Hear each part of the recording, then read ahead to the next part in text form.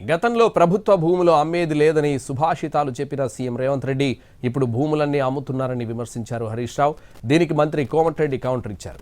కోకాపేట భూములు ఓఆర్ఆర్ను అమ్ముకుంది మీరు కాదా అని మండిపడ్డారు.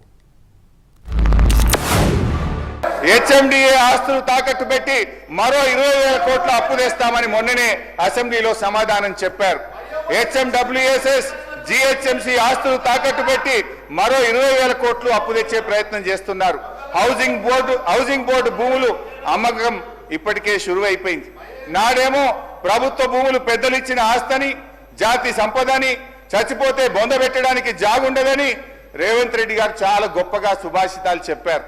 ఇవాళనేమో అధికారంలో రాగానే బరాబర్ భూములు అమ్ముతామంటున్నారు. అమ్మకానికి నోటిఫికేషన్లు ఇవ్వడం షురువైపోయింది. అధ్యక్ష, అమ్మొద్దని ఆక్షేపించిన నోటితోనే ఇవాళ భూములను అర్రాస్ పాట పాడుతా ఉన్నారు. అధ్యక్ష, మన తెలంగాణ సభ్య సమాజం తలదించుకునే విధంగా ఔటర్ రింగ్ రోడ్డుని కమిషన్ కక్కుర్తుపడి 7,300 కోట్లకు రోడ్డు రంపిన ఘన చరిత్ర ఈయన సార్ వీళ్ళది.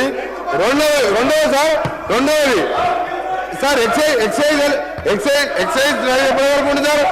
ఎక్సైజ్ షాప్స్ రెస్టారెంట్ది ఇంకా 3 నెలల సమయం ఉంటే 3 నెలల ముందే అప్లికేషన్ తీసుకొని నిరుద్యోగుల దగ్గర 2,000 కోట్ల రూపాయల నాన్ రిఫండబుల్ పేరు మీద వసూలు చేసి షాపులు కేటాయించుకొని ఎన్నికల ముందు చేసిన కథలు. ఇక భూముల అమ్మకాలు, కోకాపేట్ల యాక్షన్లు, వీళ్ళ బిరామీలు 100 కోట్ల లెక్క పెట్టిన భూముల చరిత్ర మేము చెప్తాం, ఆ రిప్లై చెప్తాం.